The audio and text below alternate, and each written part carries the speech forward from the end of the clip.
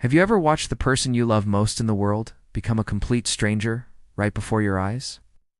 It happened to me on a Tuesday, stuck in traffic on the Kennedy Expressway in Chicago. The rain was smearing the city lights across the windshield when a forgettable pop song came on the radio. And Sarah, my wife of 8 years, just broke. Silent tears streamed down her face, her knuckles white on her leather purse. I asked her what was wrong, what the song meant. She just shook her head, looked out the passenger window, and whispered, "It's nothing. It's just a stupid song." But it wasn't nothing. It was the first thread I pulled, and I had no idea it was attached to the complete unraveling of our lives.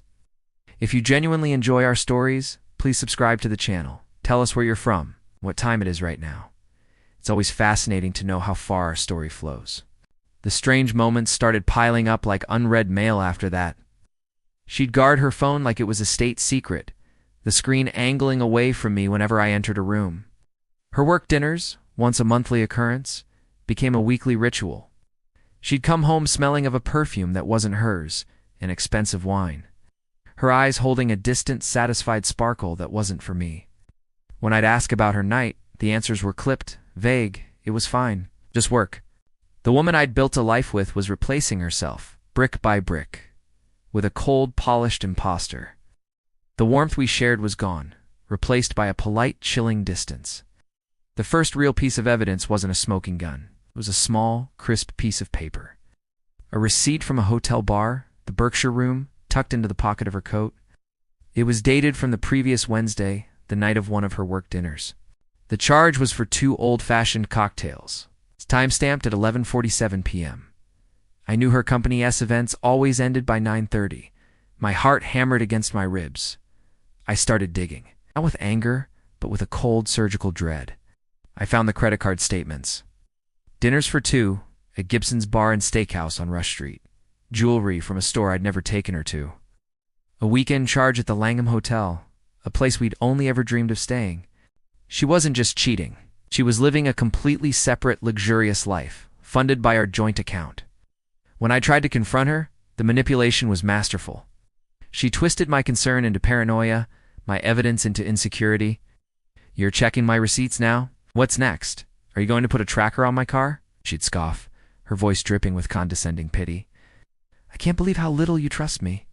Maybe you're the one with the problem."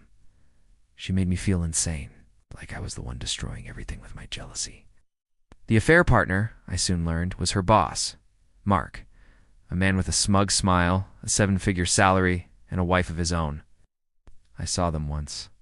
Getting into his black Mercedes after one of their dinners, he put his hand on the small of her back and she laughed, a full-throated, carefree laugh I hadn't heard in years. They looked so happy, so untouchable. They were living their best life on the ruins of mine. The breakdown happened on a Thursday night.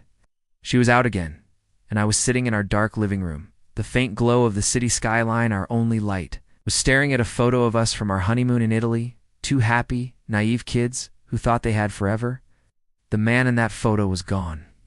In his place was a hollowed-out shell, a ghost in his own home. A wave of grief so powerful it buckled me, hit me, and I just sobbed. A raw, guttural sound of a man who had lost everything. It was the last tear I would shed for her. As the sun rose over Lake Michigan, something inside me hardened. The grief was still there, but it had crystallized into something else.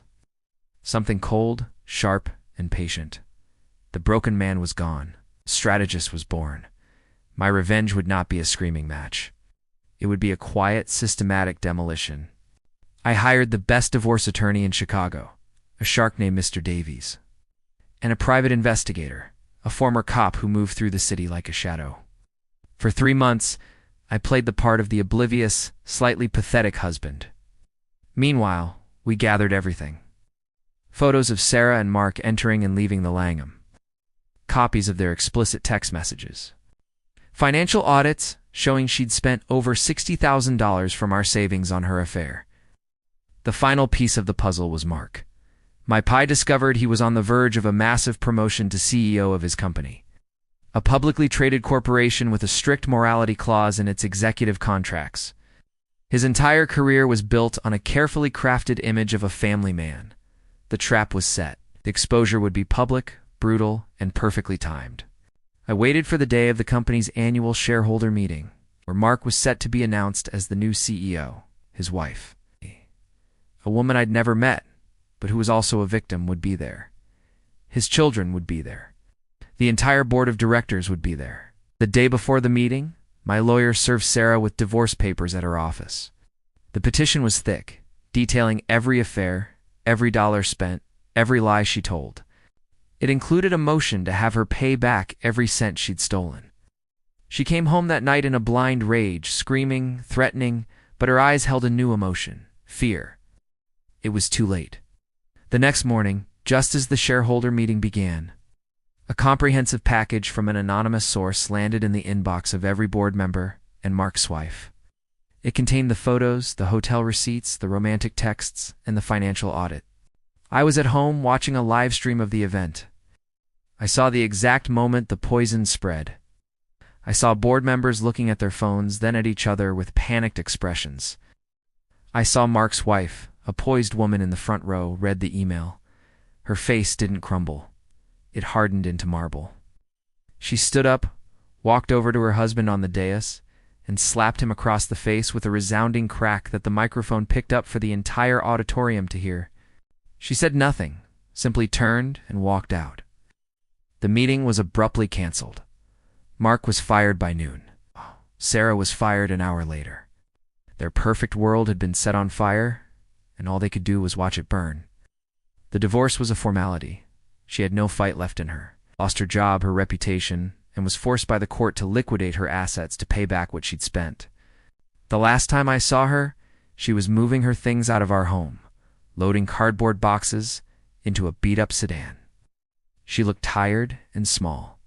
The arrogance was gone, replaced by a hollow, haunted look. She didn't say a word to me. I just watched from the window as she drove away, disappearing into the city that had once been our playground. The house is quiet now, filled only with the echo of a life that no longer exists. Sometimes I think about that song on the radio, the one that made her cry. I finally understood what it meant.